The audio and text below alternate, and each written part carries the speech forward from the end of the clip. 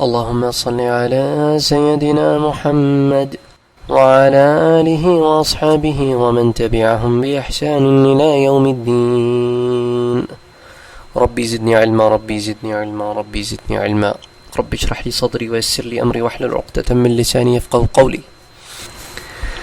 Just a couple weeks ago, when we first met before the Thanksgiving, we spoke about what Quran says about itself, and we also briefly talked about what is Tafseer.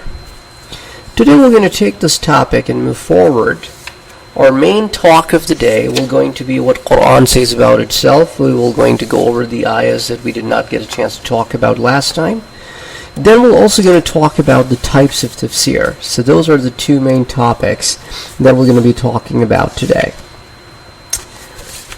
So first of all, the next ayah in line that we have is the ayah from Surah Al-Qadr, where Allah subhanahu wa ta'ala says that when we started the process of revealing the Quran to the Khalq, and Allah subhanahu wa ta'ala says that إِنَّا أَنزَلْنَاهُ فِي لَيْلَةِ الْقَدْرِ, that we started sending this down on the night of the Qadr, and this night happens in the last 10 days of the Ramadan, the odd nights.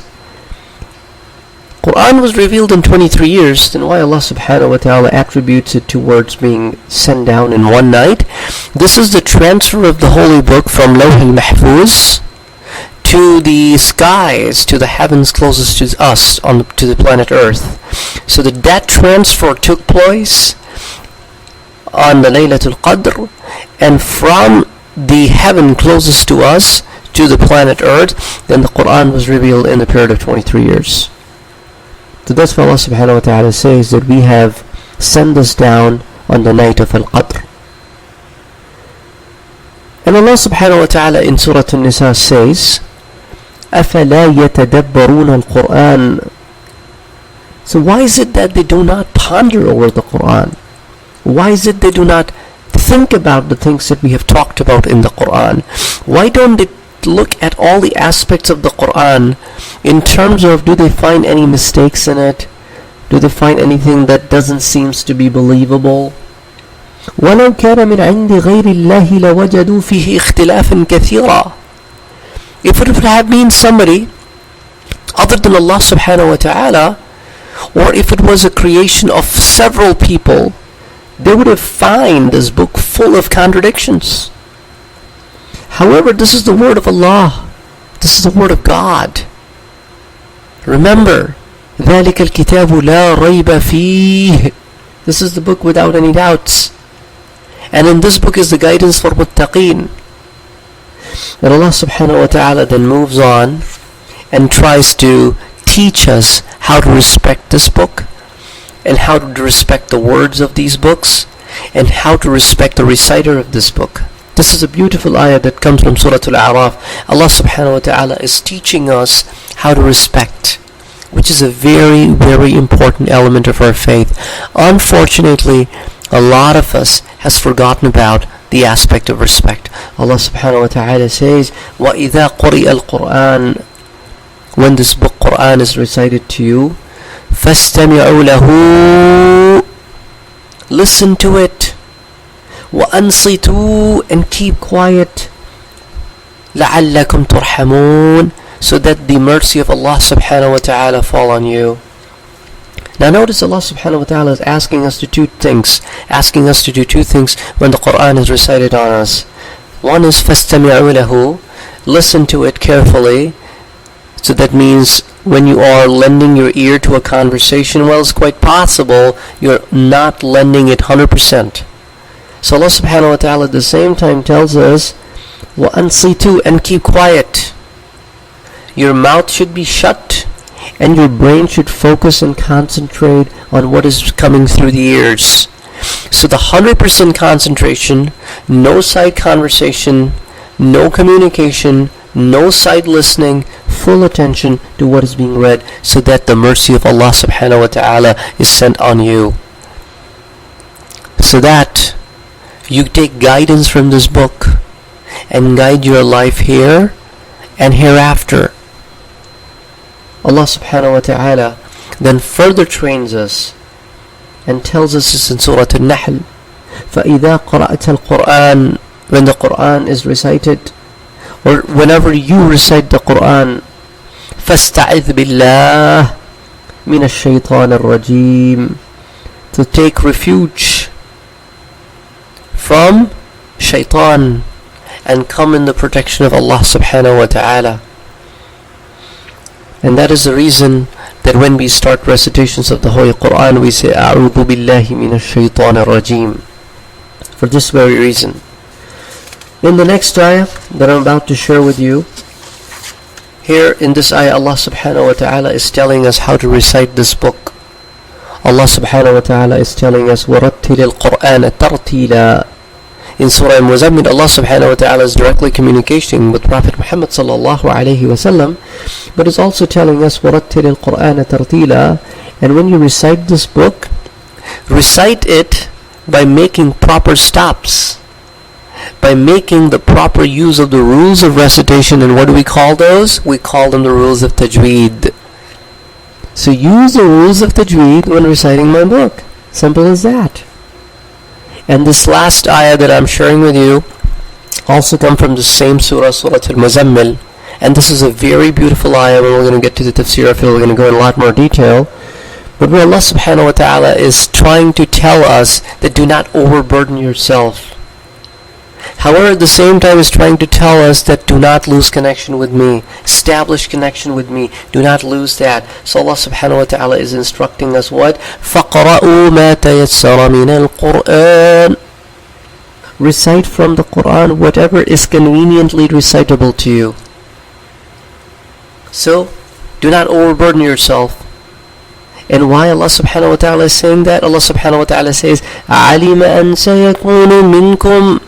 I am your Lord, I am your God. I know that some of you مرضى وآخرون يضربون في الأرض, that some of you may be مرضى, sick, tired, fatigued, have a lot of responsibilities. وآخرون يضربون في الأرض, and some of them will going to be going out working hard on this planet Earth to earn the living, or working in my cause and looking for my fadl. So they have a lot of responsibilities to bear.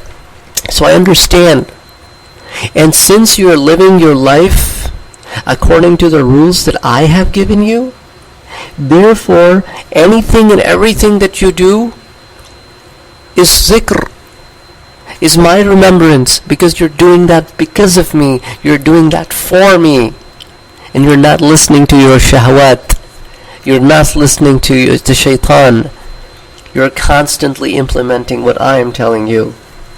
So, فَقْرَأُوا مَا تَيَسَّرَ مِنْهِ. So recite however much you can recite. Subhanallah. This is the mercy of Allah subhanahu wa ta'ala on us, that He makes things so much easier for us to do. And yet, we do not take benefit from this.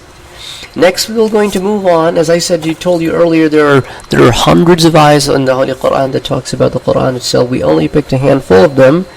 So here, inshallah ta'ala, we're going to talk about the types of tafsir. This is a new topic we're now starting today.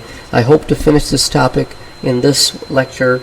As the next lecture, we're going to be concentrating on what hadith says about the Holy Quran.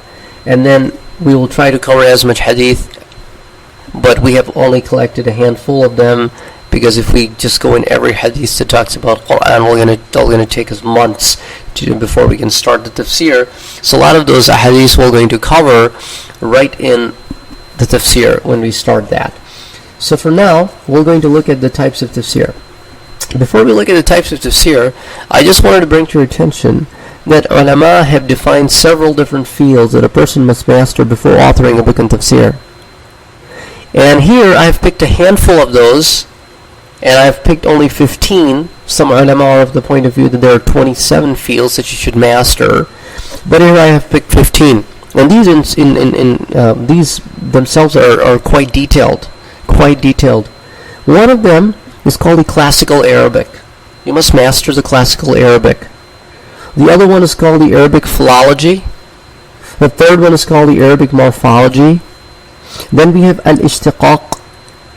Then we have al-ilm al-ma'ani, al-ilm al-bayan, al-ilm al-badi', al-ilm al-qira'ah, al-ilm al-aqa'id, usul al-fiqh, asbab al-nuzul, ilm al-nasakh, fiqh, which is different from usul al-fiqh, ilm al-hadith, wal-ilm ladunni.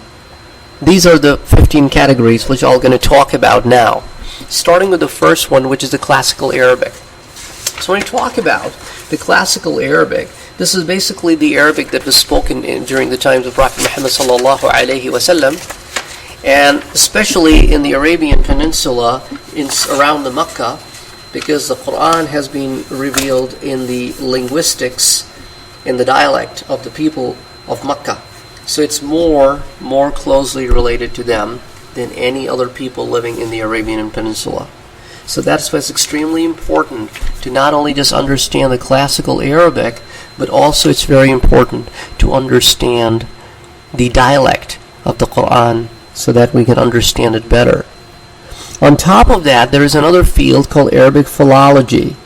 So philology is basically the study of language in written historical sources. So a lot of the time, when we ponder over certain things, we are like, okay, did the old literature, the old Arabic literature, which is a 500 years history of Arabia, recorded prior to the times of Prophet Muhammad sallallahu alaihi wasallam, is there any record of this kind of thing in that perspective?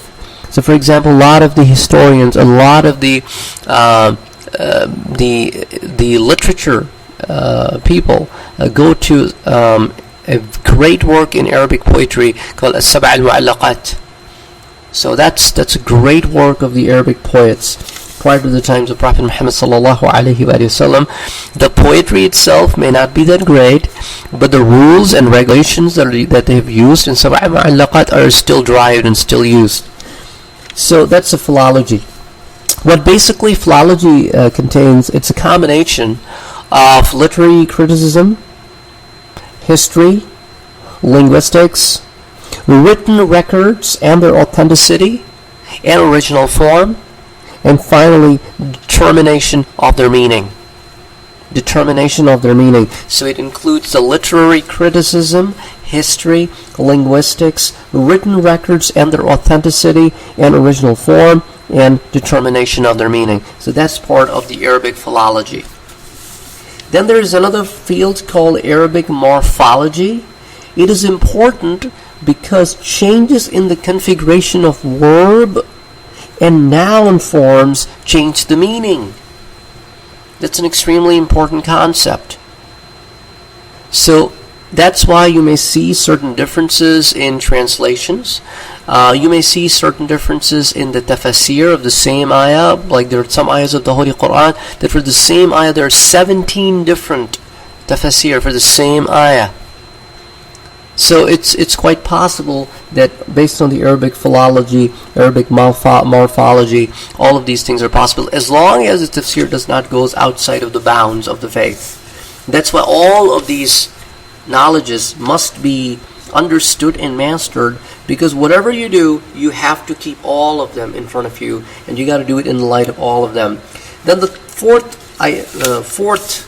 field is al-ishtiqaq, which is basically called the Signs of Etymology, which is to understand the relationship between the root and the derived word.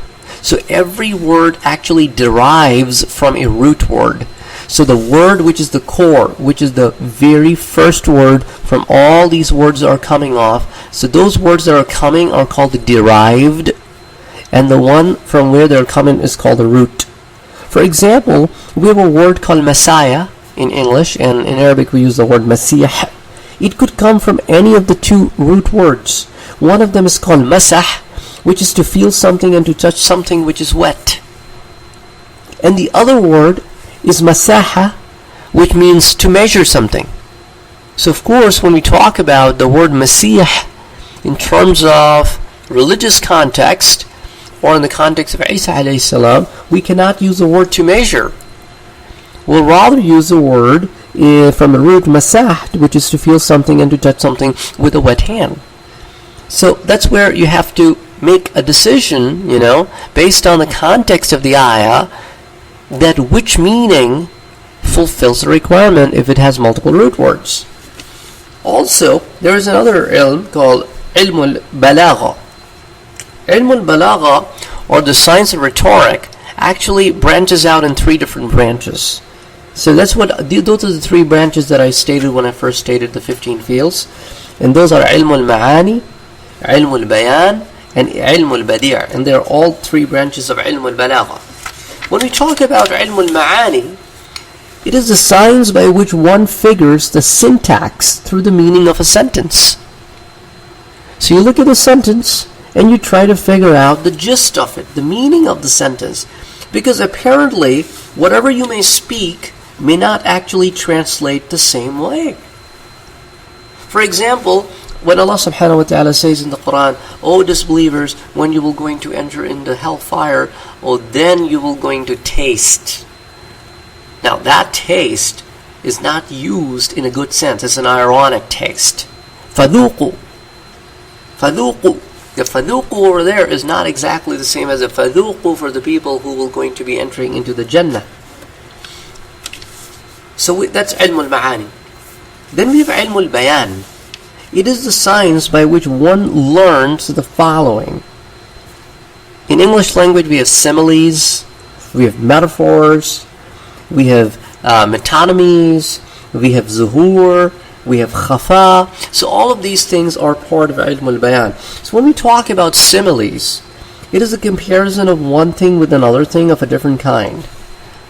So for example, if somebody is very, very brave, we say, well, you're brave as a lion. So we basically use 2 things and combine them in a context to represent the third thing and the third behavior. Or you're ass cunning as a fox. So those kind of things. When we talk about metaphors, which are word or phrase, a word or phrase is applied to an object or action to which it is not literally applicable. For example, when we say the word "what's up," what's up not necessarily means that what is right on top of you in the ceiling. It pretty much means, how are you feeling today? Or for example, you can say trapdoor of depression. If you really want me to go, really linguistic on you, trapdoor of depression. Well, of course we don't have traps of depression, but this is just an example of a metaphor. Then we have metonymies, which is the substitution of the name of an attribute in place of the actual word. For example, a lot of the time people use the word crown, which basically is a physical object, but also applies in place of a monarch. So those are the kind of words which are the metonymies. So these are the substitution words which are used in place of another word to substitute its meaning. But in other contexts, the word may have a totally different meaning. Then we have zuhur and khafa. Zuhur basically means the evident meaning, the meanings that you can just literally get out of a statement. And khafa means the hidden meanings. So a lot of the tafsir al-ishari is based on khafa meanings. So the meanings that are not very evident, however, are still part of the ayah. So these are the ilm al-bayan. Then we look at ilm al-badi', which is the science by which one learns to interpret sentences which reveal the beauty and eloquence of the spoken and written word. So ilm al-badi' is pretty much about interpreting the sentences and figuring out the beauty of these sentences. So basically, whenever someone says, wow, what a beautiful sentence, what a beautiful thought, what a beautiful statement, what a beautiful placement of words, basically that is the ilm al-badi'. Then there is ilm al-qira'ah, the ilm al-qira'ah which are in the ilm al-aqaid. Those are the 2 different ones that are the next in line. But ilm al-qira'ah is basically different ways of reciting the Holy Quran. For example, somebody may recite Bismillahir Rahmanir Rahim Wad-duha wal-layli idha saja. Somebody may recite Wad-duha wal-layli idha saja. Similarly, if you go to Surah Al-Fatiha, There is one recitation, Alhamdulillahi Rabbil Alameen, Ar-Rahman Ar-Rahim, Maliki Yawmiddin. There is another one, Alhamdulillahi Rabbil Alameen, Ar-Rahman Ar-Rahim, Maliki Yawmiddin. So there are different recitations. Now sometimes these recitations, or the difference in the recitations, could change a meaning, but evidently none of those meanings are outside of the faith. They're all further defining the concept. For example, if you look at Surah Al-Baqarah, Alif Lam Mim, ذَلِكَ الْكِتَابُ لَا رَيْبَ فِيهِ هُدًى لِلْمُتَّقِينَ. Another qira'ah, Alif Lam Mim, ذَلِكَ الْكِتَابُ لَا رَيْبَ فِيهِ هُدًى لِلْمُتَّقِينَ. And one qira'ah, the word fihi is part of La Rayb, and the other one is part of the next one. It does not really change the meaning of the ayah, but there are two different interpretations now of the same ayah. So that's basically the ilm al-qira'ah. Then we have ilm al-aqa'id, which is basically your aqidah, your belief system, that of course must be correct in order for you to do tafsir. A person with wrong aqa'id will definitely going to do a wrong tafsir. So aqa'id is extremely important, extremely important. That is why we are very, very cautious when we read the tafsir, so that we read the tafsir of the people who are recommended by ulama, and they are at and we are at a level to understand them. And secondly, those are the people who have the correct aqaid. Similarly, the next one, usul al-fiqh and fiqh. I'm just categorizing them both together. The usul al-fiqh basically are the principles of Islamic jurisprudence, or the methodology of legal derivation and interpretation. So basically, the principles on which we do the legal derivation and interpretation are basically called the usul al-fiqh. So a person who's doing a tafsir must be aware, who's writing a tafsir, must be aware of the principles of Islamic jurisprudence, and then should also be familiar with the jurisprudence, like the fiqh. That, for example, in the following manner, what does Imam Abu Hanifa says, what does Imam Malik says, what does Imam Ahmad ibn Hanbal says, what does Imam Shafi'i says, what are the viewpoints of different ulama, different school of thoughts on this subject matter, and why? Why is basically the principles. And the fiqh is what is the ruling.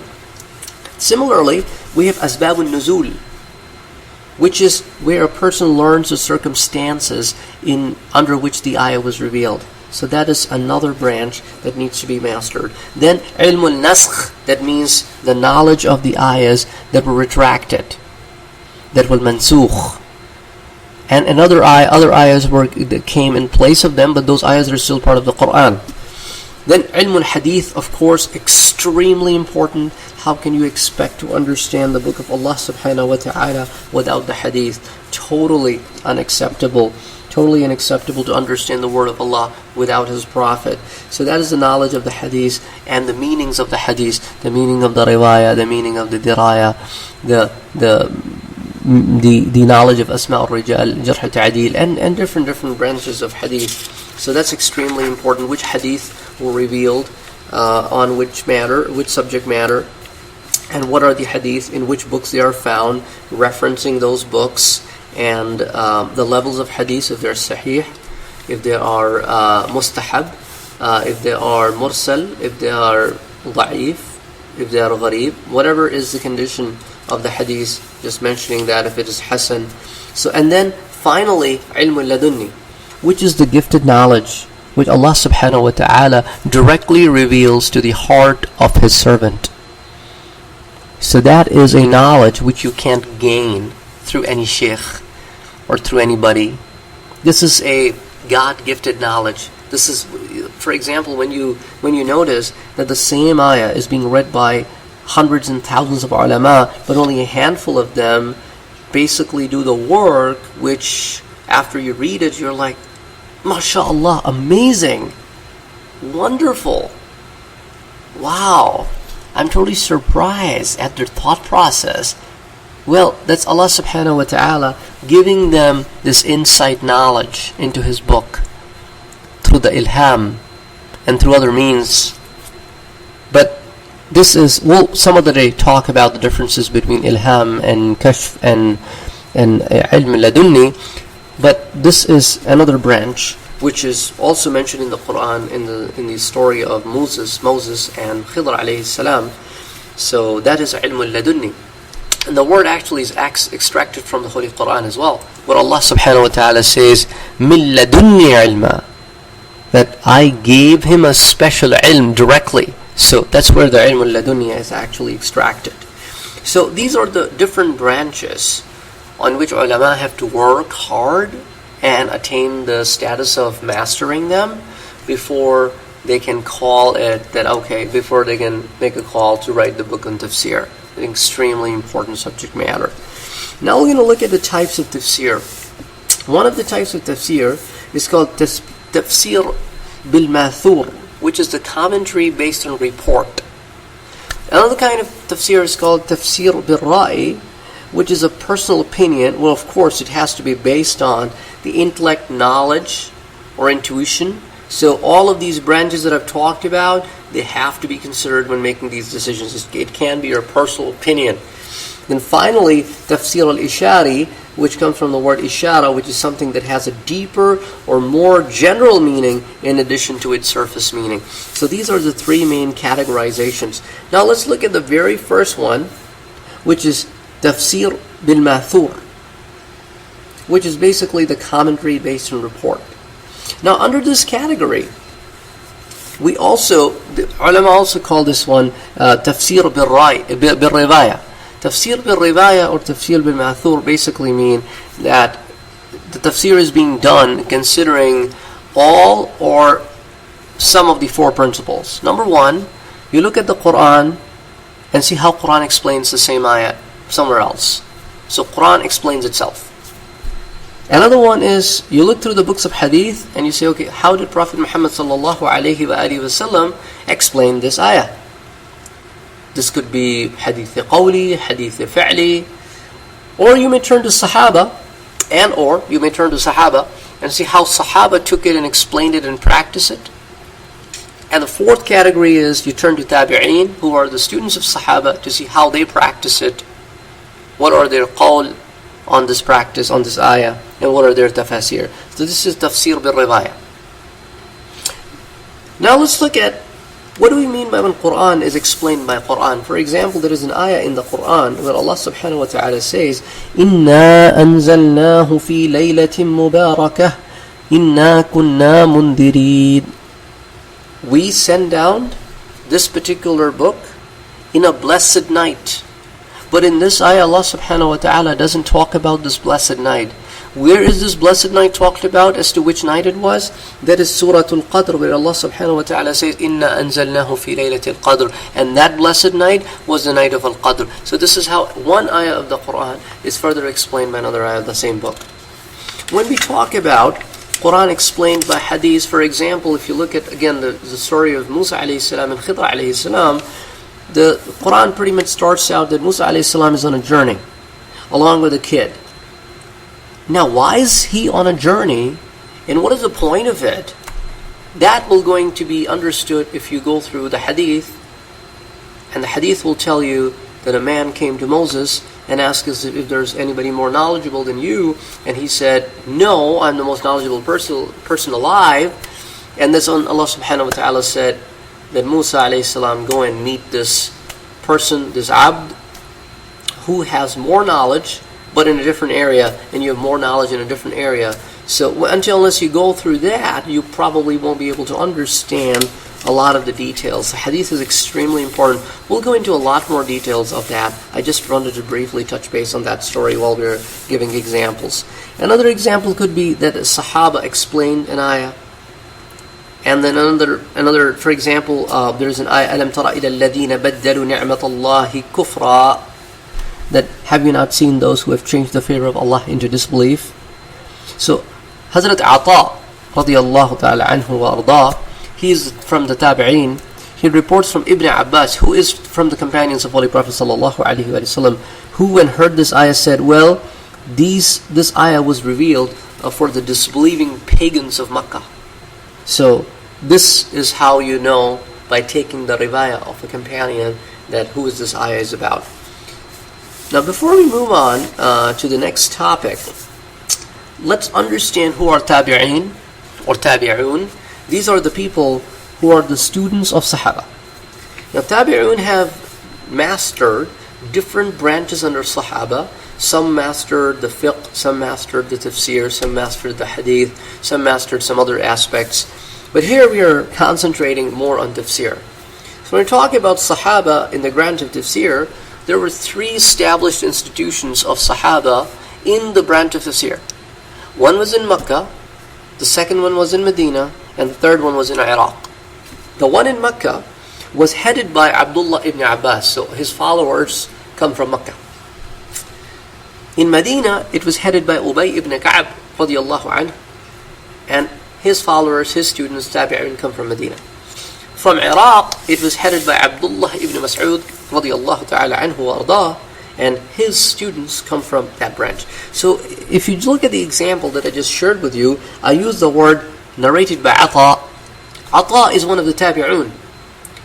And a lot of the narrations that come through Ibn Abbas come through some of his very prominent students. And you're going to constantly hear about him, read about him, whenever you go through the branches of tafsir, or even in the branches of hadith. You're going to find a lot of these individuals, or quite a few of these individuals also found in the book of hadith, where they go out, meet Sahaba, and narrates and reports from them. So, the prominent tabi'un from Makkah, who got trained under Abdullah ibn Abbas, includes Mujahid, a very, very prominent name, Ata, which you already heard, and Ikramah. These 3 names are used so often in the books of tafsir because Abdullah ibn Abbas radiyallahu ta'ala anhu had the title of Hibr al-Mufassirin. He's the crown of the Mufassirun. Nobody had better understanding than him about the ayahs of the Quran. So he was among the chief of Mufassirun. So of course his students were also gems. But that doesn't mean the students coming out of other schools were not great. They also had their own place. For example, in Medina, under Ubay ibn Ka'b, Muhammad ibn Ka'b, now this is not the son of Ubay ibn Ka'b, this is not another son of Ubay ibn Ka'b, it means the brother of Ubay. Rather, Muhammad ibn Ka'b al-Qarzi. This is a different individual, Muhammad ibn Ka'b al-Qarzi. Then we have Abu al-Aliya al-Riyahi, and then we have Zayd ibn Aslam. These 3 are very prominent names. So, if you had a chance of reading Muwatta Imam Malik, the book of hadith compiled by Imam Malik, you're going to find this name Zayd bin Aslam coming so many times because Imam Malik, who was from Taba Tabi'in, who read under the Tabi'in, was also from Medina. And this is one of his teachers that he learned from, he heard from. So Zayd ibn Aslam is one of the prominent names in Medina. When we come to Iraq, we have great names who were under Abdullah ibn Mas'ud. One was Al-Hasan al-Basri, rahimahullah alayh. Great name in tafsir, great name in tasawwuf, in tazkiyatun nafs, in the cleansing of the soul, a great name. Then another name, which is also comes in lots of books of hadith, even is found a lot in Sahih Sitta, the 6 most prominent books of hadith, Masruq bin al-Ajda'. Masruq is basically the name that constantly comes. The third name is also a great name in the books of hadith, also in the books of tafsir, Ibrahim al-Nakha'i. Ibrahim al-Nakha'i, a great name. And he was also from the Tabi'un, in fact. He was among the earlier Tabi'un. And he was around the time of Umar radiyallahu ta'ala, who was a full-grown man, so you probably can notice that he probably saw good 80 years as a grown-up individual, the times of Sahaba. So those are the prominent names that you will going to find in the area of tafsir.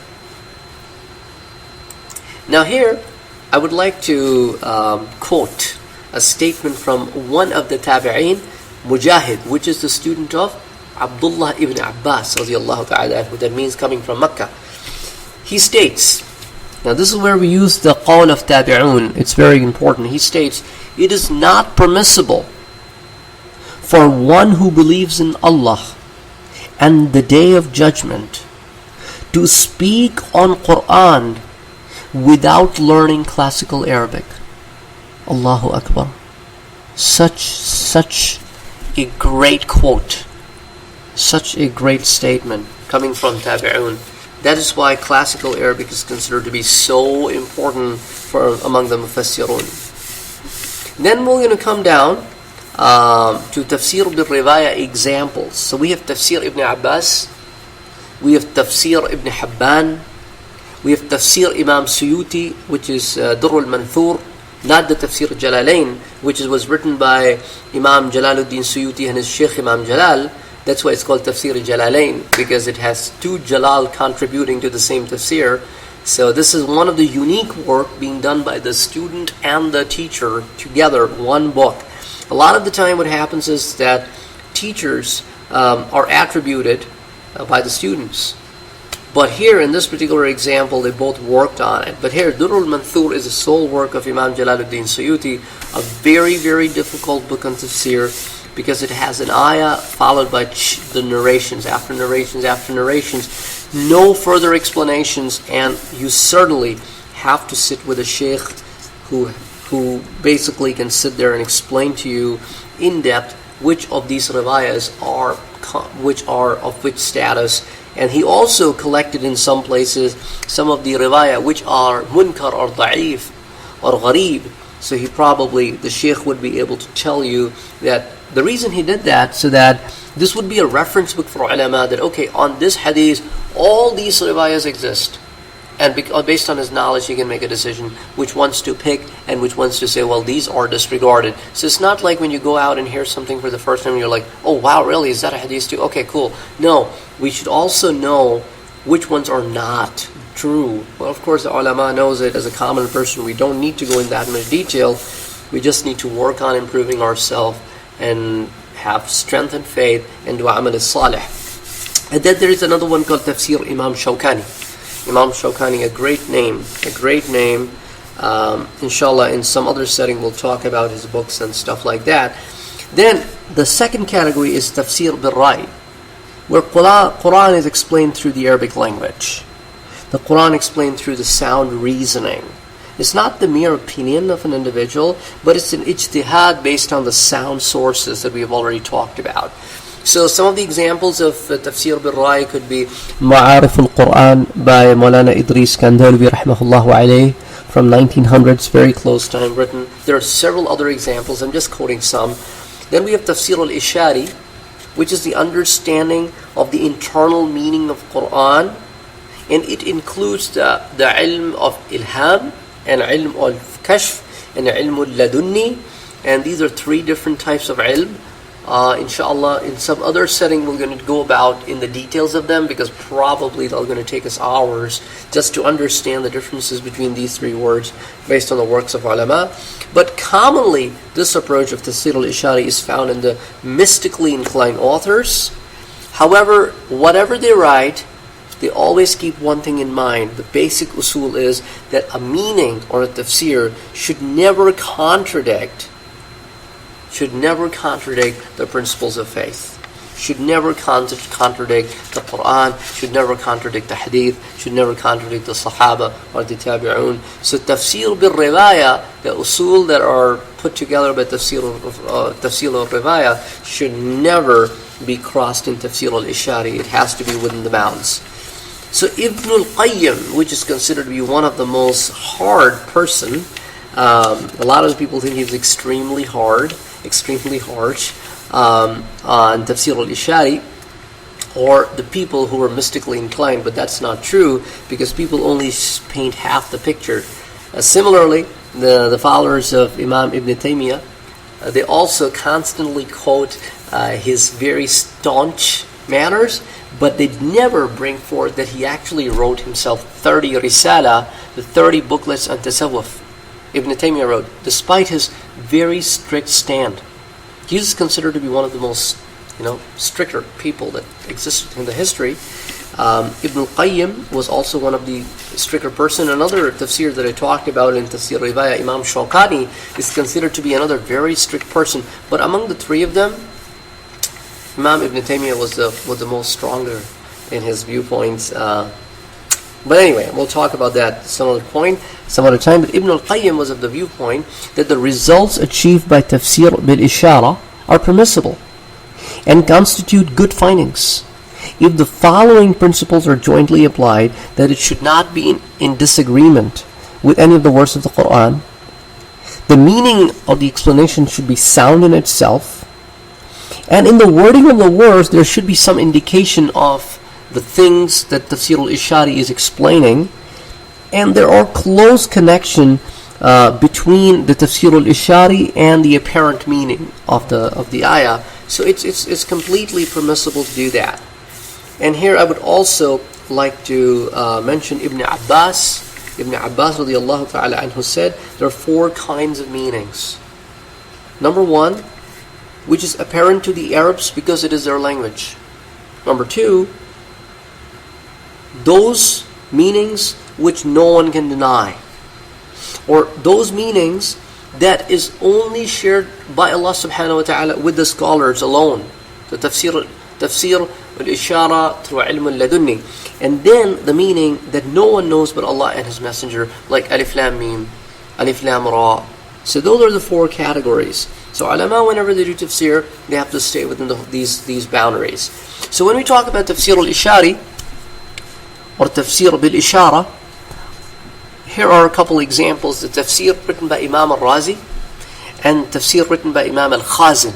Those are some of the examples of tafsir al-ishari. There are other great works of tafsir done by so many people in the past. For example, Abdullah ibn Abbas did Tanwir al-Miqbas, and that is the most prominent tafsir from the Sahaba time. Then Tafsir al-Kabir, which is the great interpretation, and that was done by Muqatil bin Sulaiman, and we're talking about the first 100 years after the demise of Prophet Muhammad sallallahu alayhi wa alihi wasallam. Then we have Tafsir of Imam Ja'far al-Sadiq by Ja'far al-Sadiq, another one which was done between the first 120 years after the demise of Prophet Muhammad sallallahu alayhi wa sallam. And also this tafsir is being done by somebody from Ahl al-Bayt, because Imam Ja'far al-Sadiq is the son of Imam Baqir, who is the son of Imam Zayn al-Abidin, who is the son of Imam Hussein, who is the son of Imam Ali radiyallahu ta'ala anhu wa arda. So Sayyidina Ali's son Hussein's son Zayn al-Abidin, Zayn al-Abidin's son Baqir's son Ja'far. So this is basically a great work. Then we have Tafsir al-Tabari, another great work that was done 250 years after the demise of Prophet Muhammad sallallahu alaihi wasallam by Muhammad ibn Jarir al-Tabari.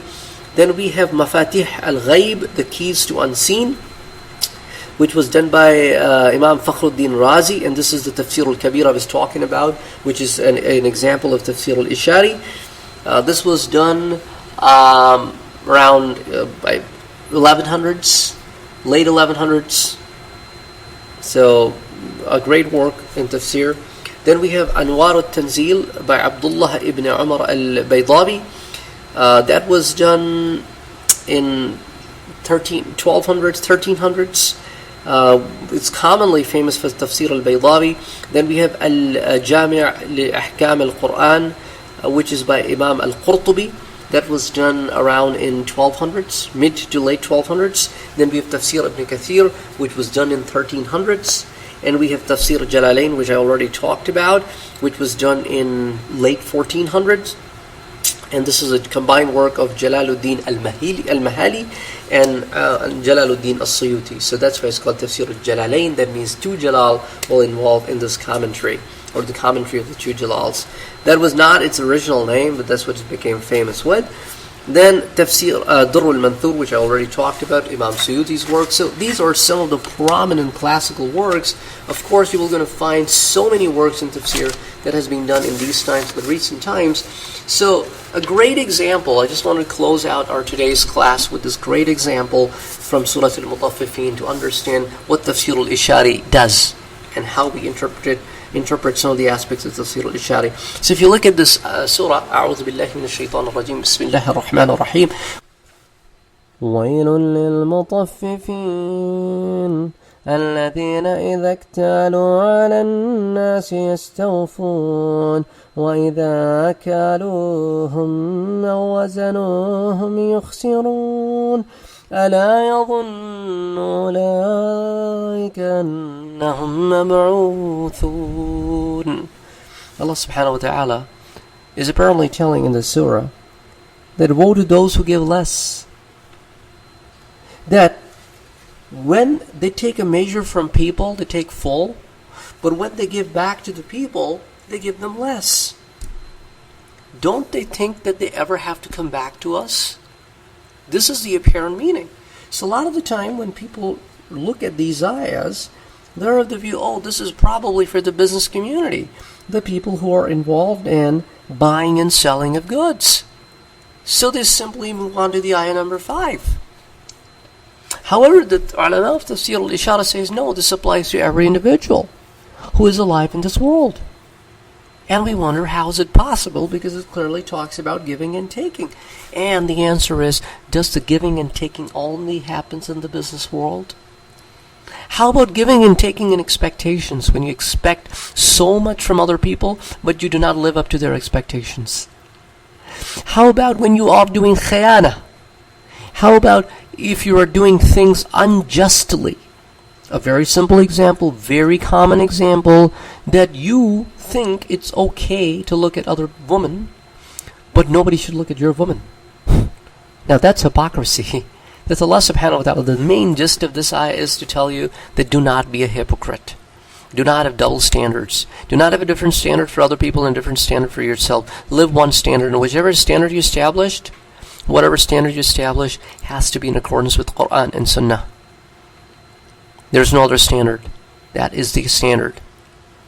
So Allah subhanahu wa ta'ala is trying to give messages to us and want us to ponder over those messages and understand these messages. And that's exactly the reason behind we going into all these details, to understand in my limited capacity. I'm a student of Quran and Hadith, and I have a very, very limited knowledge, 0.000000001 maybe, that I may know about, which I'm trying to share here.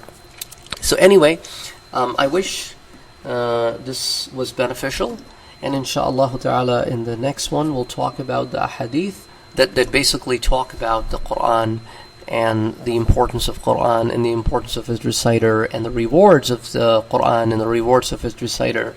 أقول قولي هذا وأستغفر الله لي ولكم ولسائر المسلمين فاستغفروه إنه هو الغفور الرحيم.